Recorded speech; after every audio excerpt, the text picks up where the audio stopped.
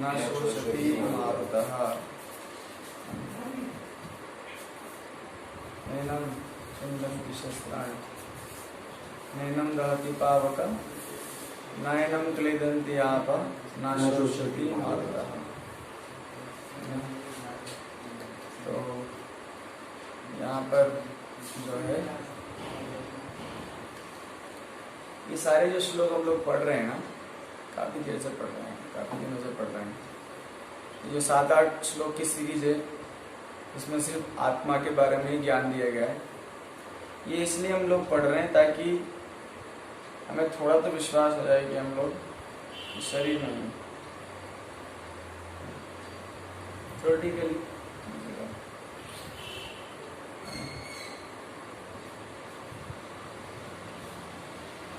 तो कल पिछली बार हमने जो अनुवाद पढ़ा था, तात्पर्य पढ़ेंगे।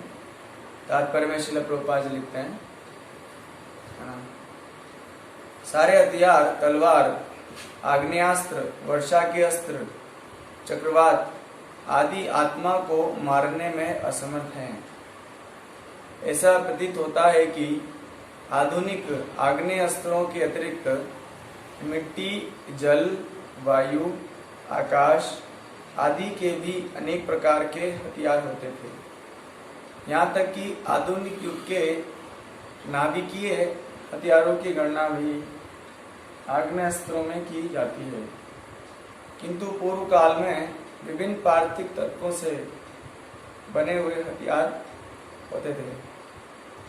आग्नेय अस्त्रों का सामना जल के हथियारों से किया जाता था, जो आधुनिक विज्ञान के लिए अज्ञात है। आधुनिक विज्ञान को चक्रवात हथियारों का भी पता नहीं है।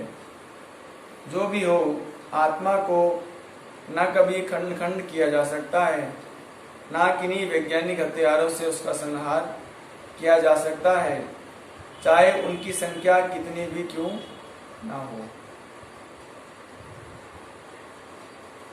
तो प्रभुपाद जी हमेशा वही बात बताते हैं जो भगवान हमें समझाना चाहते हैं।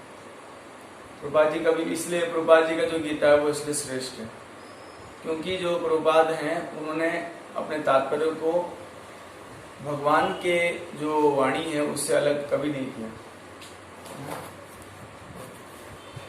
और ना कोई मनगढ़ंत बात लिखते हैं। वो वही लिखते हैं जो उन्होंने अपने पूर्ववर्ती आचार्यों से सुना, या जैसे प्रभुपाद जी ने ये पुस्तक बलदेव विद्याभूषण जी को समर्पित की। तो उन्होंने गीता भाष्य एक ग्रंथ लिखा है, उसको प्रभुपाद जी ने उसमें से भी सहायता ली है। तो प्रभुपाद जी ही शुद्ध भक्त हैं क्योंकि वो वही बोलते हैं जो भगवान बोलते हैं। तो जैसे भगवान इसमें बोल रहे हैं कि आत्मा को जो है आप किसी भी शस्त्र से काट नहीं सकते हो, तो किसी को आप मार नहीं सकते हो। ये हमारी गलत फहमी है कि हम किसी को मार सकते हैं। कोई किसी को नहीं मार सकता है ना। जैसे कोई किसी के वस्त्र को चीर दे तो इसका मतलब थोड़ी ना होता है कि वो आदमी मर गया है। वस्त्र को फाड़ दे कोई तो नया वस्त्र मिलेगा। वैसे ही आत्मा के ऊपर ये जो शरीर है वो एक वस्त्र है। तो जब हम लोग वस्त्र को नष्ट कर देते हैं, इसका ये मतलब नहीं है कि आदमी को हमने मार दिया है। वैसे ही क्या है, ये आत्मा भगवान बहुत सुंदर क्वालिटीज बता रहे हैं आत्मा के ऊपर। आत्मा मतलब हमारे बारे में कि आत्मा को क्या है, आप शस्त्र से नहीं काट सकते, है ना। ऐसा लगता है आत्मा को शस्त्र नहीं काट सकते। आप काट नहीं सकते मतलब काटा जा भी नहीं सकता। तो कुछ लोग कहते हैं कि भगवान जो हैं वो पहले एक थे, बहुत सारे हो गए, तो भगवान तो छितर पितर हो गए।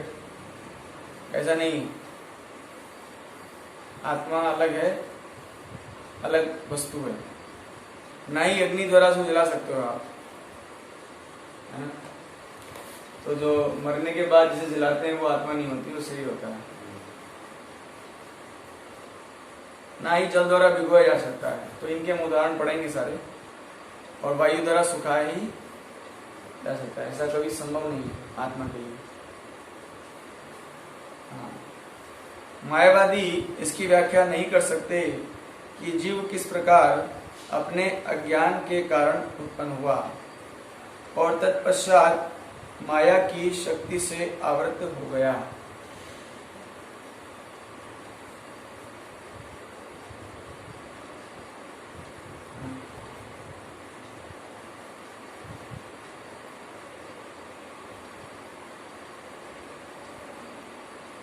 ना ही आदि परमात्मा से जीवों को विलग कर पाना संभव था, प्रत्युत सारे जीव परमात्मा से विलग हुए अंश हैं। चूंकि वे सनातन अणु आत्मा है, अतः माया द्वारा आवृत होने की उनकी प्रवृत्ति स्वाभाविक है और इस तरह वे श्री भगवान की संगति से पृथक हो जाते हैं। जिस प्रकार अग्नि के स्फुलिंग अग्नि से विलग होते ही बुझ जाते हैं, यद्यपि इन दोनों के गुण समान होते हैं।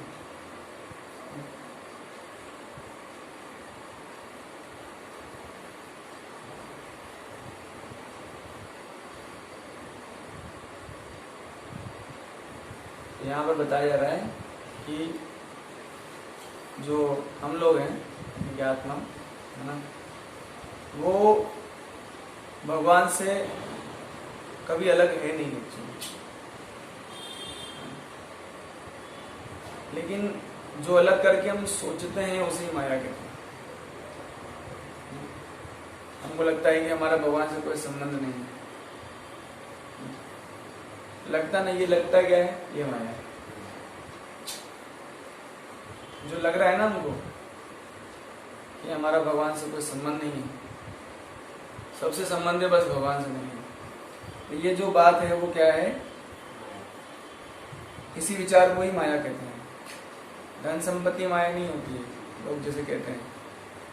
आप धन संपत्ति को भगवान की सेवा में नहीं लगाना चाहते हो, ये माया है। आप परिवार के लोगों को भगवान की सेवा में नहीं लगाना चाहते हो, ये माया है। आप स्वयं को भगवान की सेवा में नहीं लगाना चाहते हो, यही माया है ना। ऐसा क्यों होता है?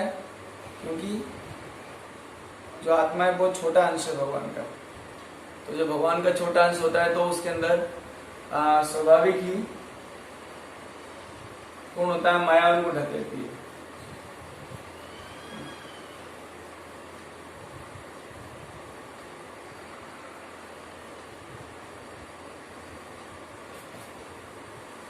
वराह पुराण में जीवों को परमात्मा का भिन्न अंश कहा गया है।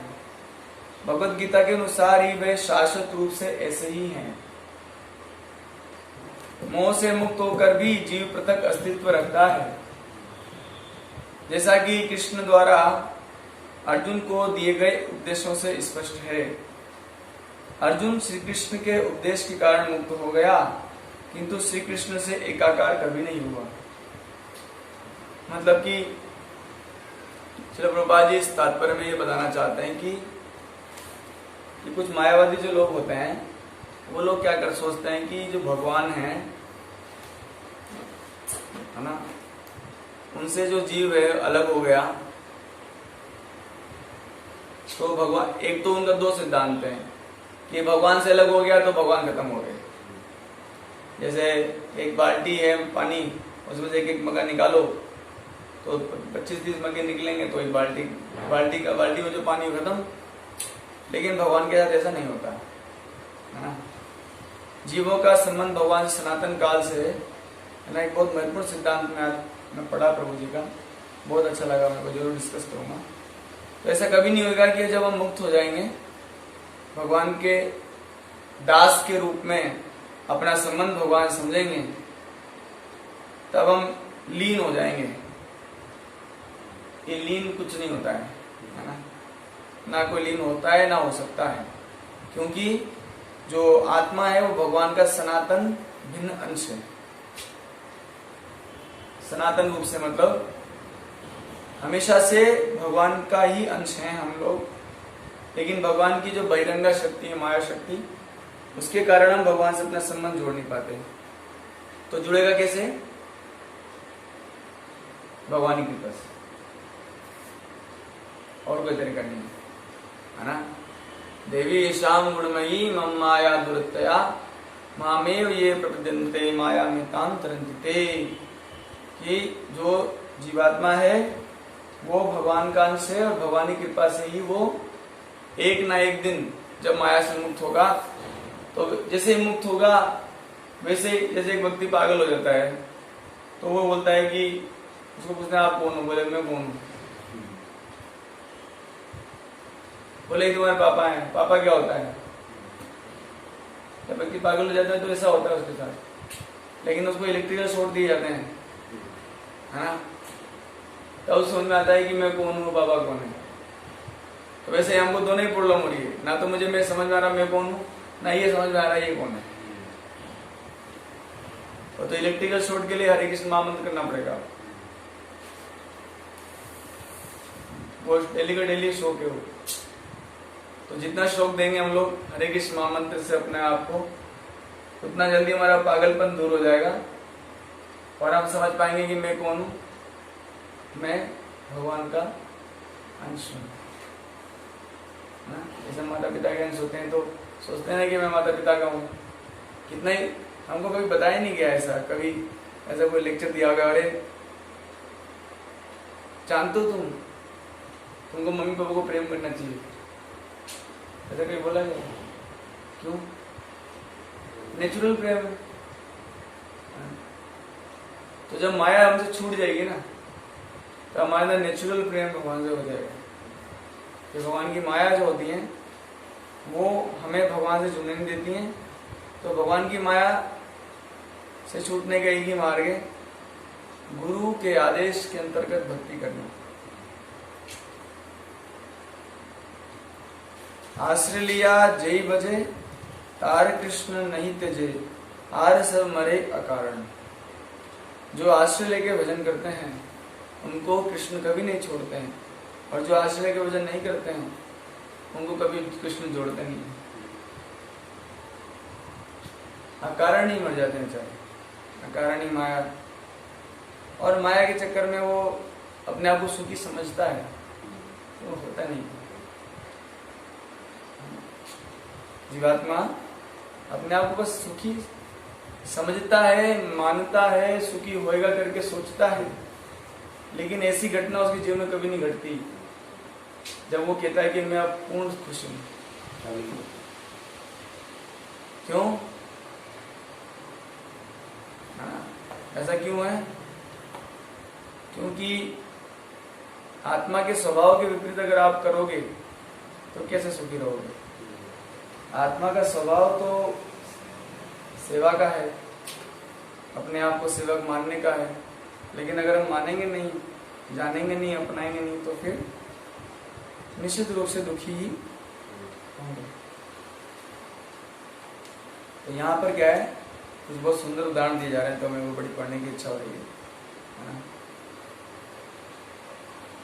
अब यहाँ पर एक नैनम छिंदन्ति शस्त्राणी, कि आप आत्मा को काट नहीं सकते हो,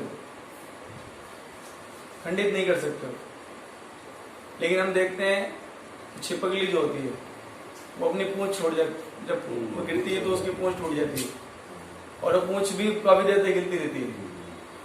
तो हमको ऐसा लगता है कि शायद आत्मा खंडित हो गई। आत्मा जो है छिपकली में आत्मा है ना, छिपकली शरीर में, तो क्या वो आत्मा क्या हुआ, अभी दो हिस्सों में बढ़ गया, तभी तो वो दूसरा पार्ट भी हिल रहा है। दूसरा उदाहरण दे जाते हैं केचुए का।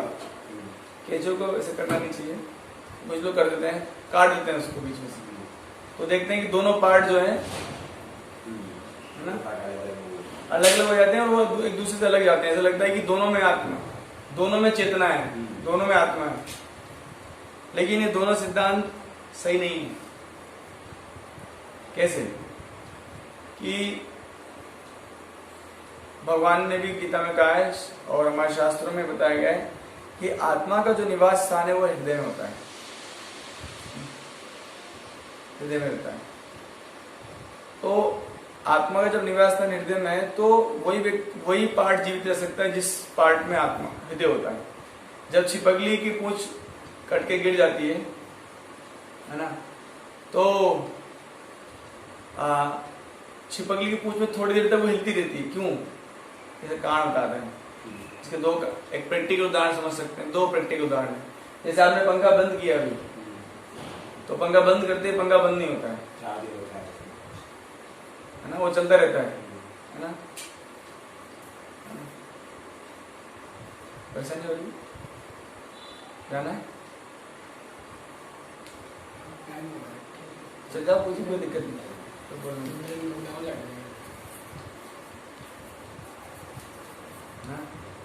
तो हाँ,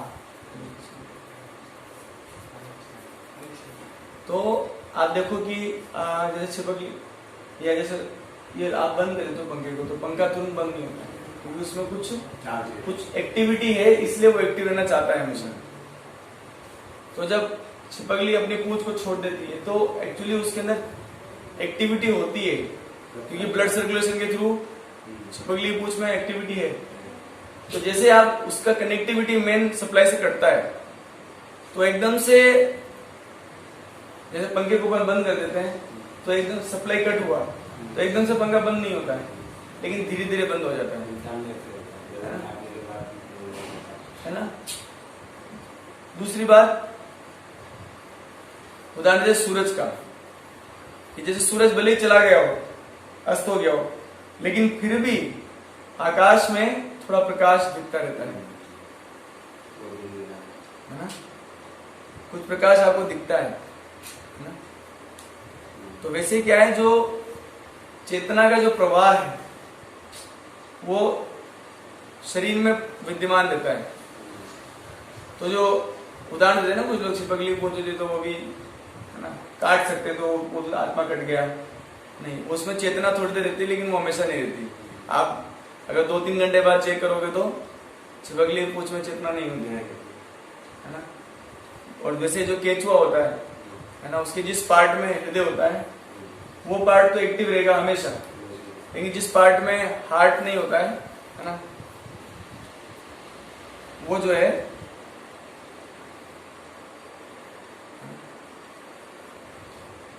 हो जा रही है, क्या हुआ है। तो दूसरे जो पार्ट है हार्ट केचुए का, वो जिसमें हार्ट नहीं होता है, वो थोड़ी देर बाद चलना वो बंद हो जाता है ना। तो इसलिए आत्मा को शस्त्र से नहीं काट सकते आप।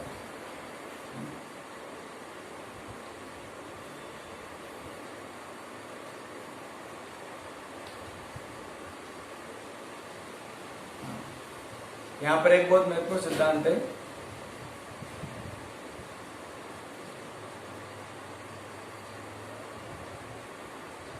भगवान कह रहे हैं जीवात्मा को विभाजित नहीं किया जा सकता, खंडित नहीं किया जा सकता। तो इसका अर्थ यह भी है कि जीवात्मा कभी भी परमात्मा से एक नहीं था, एक नहीं था मतलब, और खंडित हो गया तो भगवान से अलग हो गया ना। इसका मतलब कहीं से अलग खंडित हुआ होगा, वो है बता रहे नहीं, ऐसा नहीं है। सनातन रूप से भगवान का अंश रहा है वो, है ना, कभी खंडित या विभाजित नहीं हुआ है, कभी नहीं हुआ है, सनातन रूप से अंश रहा है भगवान का, है ना। तो यहाँ प्रश्न उठता है कि यदि जीवात्माएं अनादिकाल से भगवान से पृथक है, तो इस बात का अर्थ क्या है कि सृष्टि के प्रारंभ में भगवान ने इच्छा की कि मैं अकेला हूं, बहुत सारा हो जाऊं। ऐसा एक श्लोक आता है जो मायावती ज्यादातर बोलते हैं इस श्लोक को,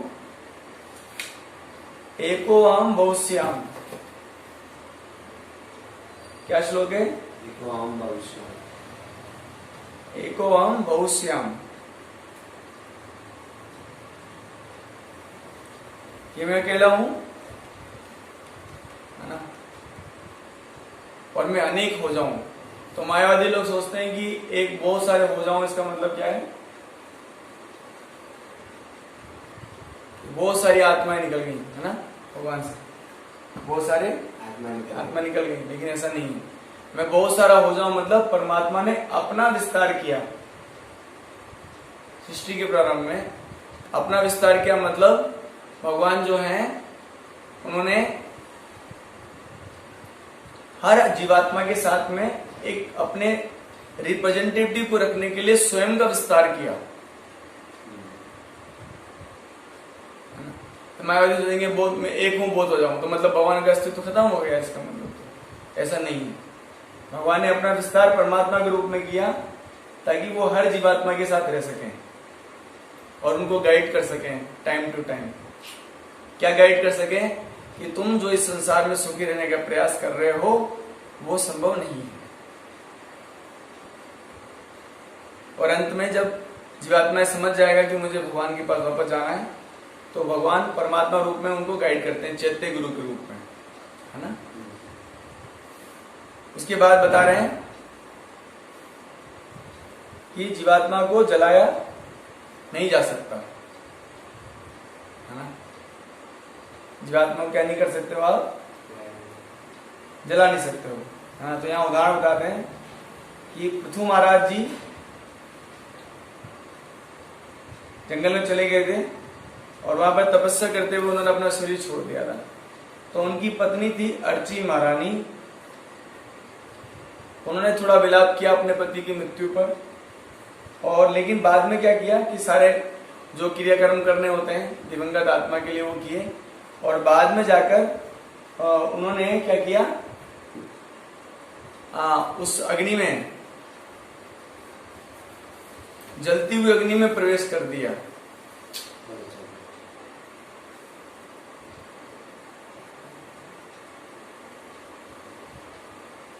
क्यों? क्योंकि वो इस सिद्धांत को जानती थी। क्या था सिद्धांत? कि आत्मा कभी जल नहीं सकता, आत्मा कभी जल नहीं सकता है। और बाद में क्या हुआ कि वो दोनों क्या हुआ, उन दोनों ने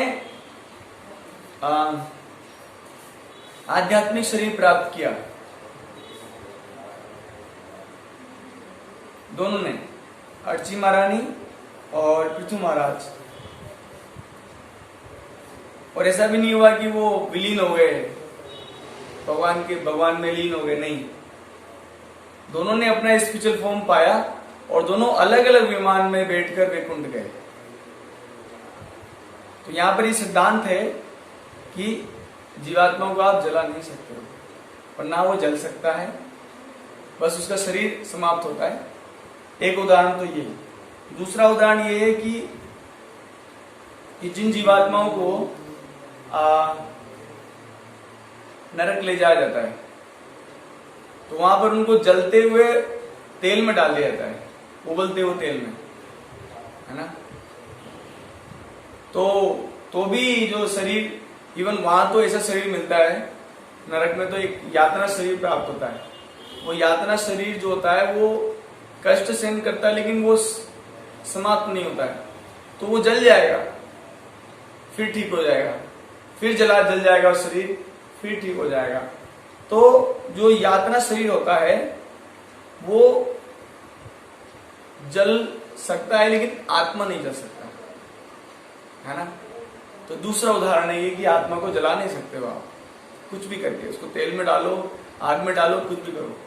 तीसरा उदाहरण बताते हैं कि सूर्य लोक में भी कुछ जीव रहते हैं, तो वो कैसे रह पाते हैं सूर्य लोक में इतना गर्मी में? तो बताया जाता है कि जैसे हम लोग पृथ्वी लोक के निवासी हैं, यहाँ पर पृथ्वी तत्व की मात्रा ज्यादा है हमारे शरीर में और जल तत्व की, है ना।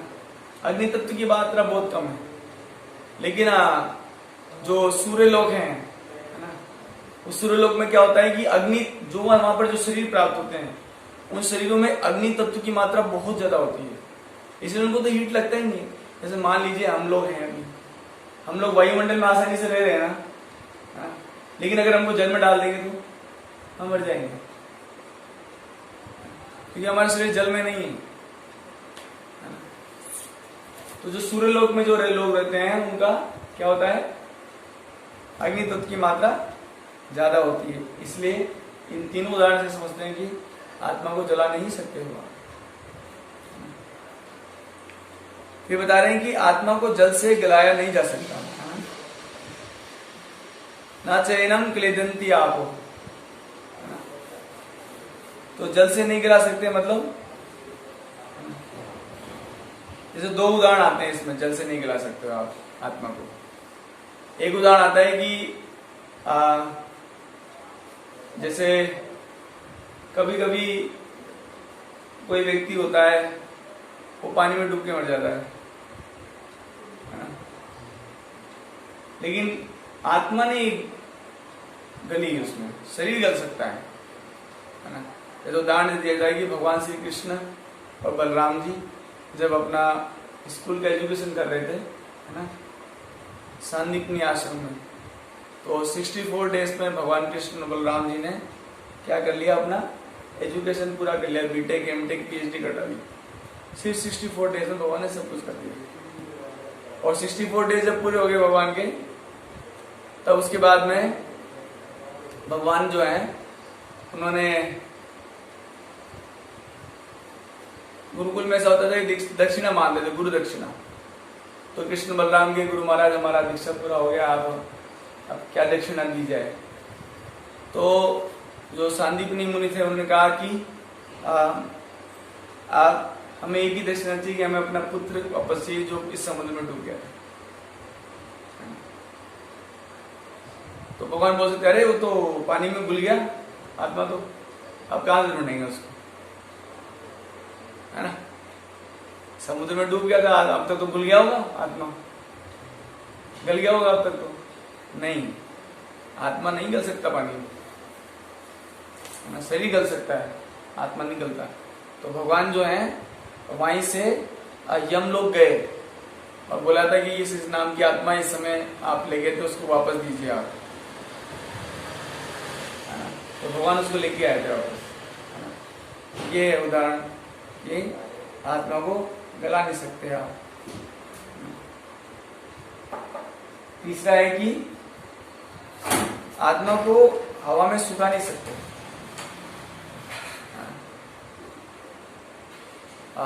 शरीर सूख जाता है ना, लेकिन आत्मा नहीं सूख सकती। उदाहरण कैसे, तो यहाँ पर एक बहुत सुंदर उदाहरण है। क्या उदाहरण है कि हिरण्याक्ष के एक पुत्र थे उत्कच, क्या नाम था उनका, हिरण्याक्ष के, मतलब हिरण्यकश्यप के पुत्र तो कौन थे, और हिरण्याक्ष के पुत्र थे उत्कच, है ना। अब ये जो राक्षस वगैरह होते हैं ना, वो जो होते हैं ना वो परेशान करते हैं। तो ये क्या ना, वो एक लोमस ऋषि थे, उनके आश्रम पे जाके हंगामा करने लगाए, उत्कच नाम का जो है। तो मना कर रहे थे ऋषि, ये सब मत करो, नहीं मान रहा था। तो उन्होंने श्राप दे दिया, हे दुर्मते, हे दुर्बुद्धि, तेरा तू बड़ा वो ऐसा हो रहा है, बड़े लोगों को परेशान करता है, तो मैं तेरे को ऐसे शरीर दूंगा तो परेशान कर ही नहीं पाएगा। वायुमय शरीर है ना, तो किसी को परेशान नहीं कर सकता। तेरे को ऐसा वायुमय शरीर देता हूँ। तो बड़ा वो विनती करने लगा कि नहीं तो वो गलती हो गई है ना, मेरा स्वभाव है ऐसा, राक्षस स्वभाव है, इसके कारण स्वभाव। तो उन्होंने कहा चिंता मत कर, तेरे को श्राप दिया है तो तेरा उद्धार भगवान कृष्ण करेंगे, है ना। तो ये जो था उत्कच नाम का जो राक्षस था, यही वो जो सकट भगवान श्री कृष्ण ने छोटे से पालने में जब भगवान ने लात मारी थी, बहुत गुस्से हो गए थे। यशोदा ने छोड़ा था जब उनको, बहुत गुस्सा हो गए थे। तो उनको छोड़ा था तो लात मारी जोर से, तो ये एक्चुअली लात मारी थी इस असुर के ऊपर। और क्योंकि लोमस ऋषि ने कहा था, भगवान के भक्त थे लोमस ऋषि, कैसे एक बार बता रहे थे कि एक बार लोमस ऋषि थे जो भगवान के भक्त हैं, तो एक बार इंद्र ने इनसे बात करी लोमस ऋषि से कि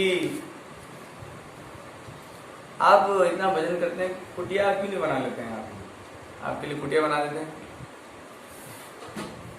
तो लोग मुझे बोलते हैं कि अरे जीवन ही कितना सा है भाई, थोड़े दिन भजन करना है, शरीर छूट जाएगा। तो इंद्र ने जो है लोगों से पूछा है भाई आपकी उम्र कितनी है? तो उन्होंने कहा कि जब एक इंद्र का जीवन काल पूरे हो जाता है तब मेरे शरीर से एक बाल गिरता है। और लोमस ऋषि मतलब जिनके पूरे शरीर में बाल है, इसलिए उनका नाम लोमस पड़ा है। यहाँ पर ही बाल है, पूरे बाल है, पूरे भालू जैसे होता है, पूरे शरीर में बाल ही बाल है। तो बोले मेरे शरीर जब एक बाल गिरता है तब एक इंद्र का कार्यकाल पूरा हो जाता है। सोचो उनकी उम्र कितनी होगी। और वो कह रहे हैं कि जीना ही कितना सा है। इतना भजन करते थे कि उनको टाइम नहीं मिलता था कुटिया वटिया बनाने के लिए। बोले कुटिया बनाऊंगा तो मेरा टाइम वेस्ट हो जाएगा, कैसे कुटिया बनाऊं? फिर कुटिया को संभालो, पानी गिरेगा। तो ये तो लोमस ऋषि जिन्होंने श्राप दिया था उत्कच को, जो हिरण्याक्ष का पुत्र था। तो बताइए कितने साल रहा है? 12 करोड़ साल तक वायु में शरीर में रहा था। लॉन्ग टाइम पीरियड, 12 करोड़ साल तक। तो ऐसा नहीं हुआ कि वो वायु द्वारा सुखा दिया गया, ऐसा नहीं था। तो भगवान कृष्ण ने जब इस पर प्रहार किया तब उसके प्राण निकले और वो दिव्य देह प्राप्त करके वर्णन ने गोलोक धाम चला गया। यार इस मनुष्य का फायदा क्या है? असुर होना ज्यादा अच्छा है। ये लोग गोलोक वृंदावन जा रहे हैं, हम लोग यहीं पड़े।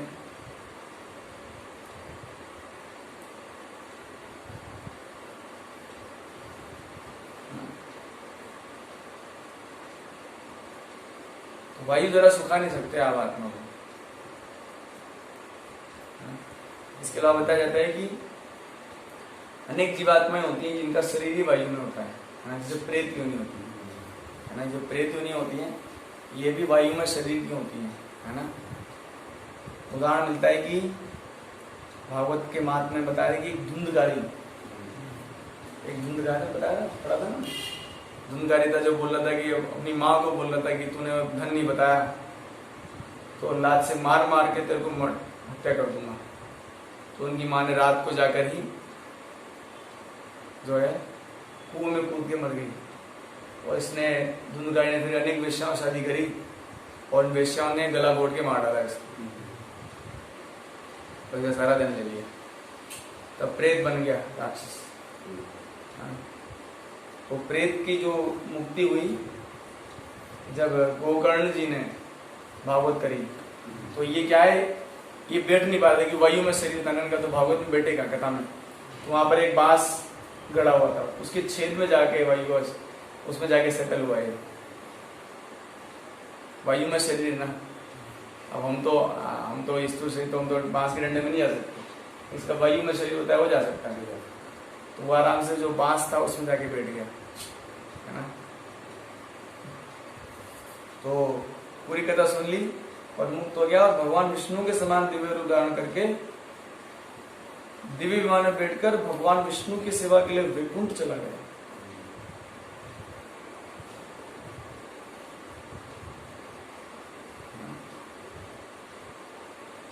तो ये हमारे साथ भी हो सकता है प्रभु जी, है ना।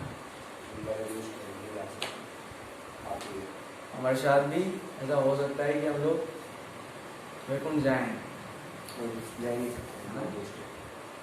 वैकुंठ जाने के लिए बहुत सिंपल है, भक्ति करें। भक्ति जो होता है ना, वो एक ऐसी वस्तु है जो अगर आपको प्राप्त हो गई तो आपका जीवन आनंदमय है। आप तो भी नहीं करते, इसको फॉलो नहीं करते।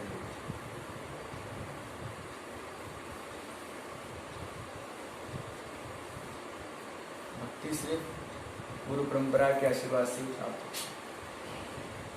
और कोई तरीका नहीं है, न तपस्या, न ध्यान, न ब्रह्मचर्य पालन, न गृहस्थ धर्म पालन, न स्वाध्याय, महत्पाद रजो विषेकम।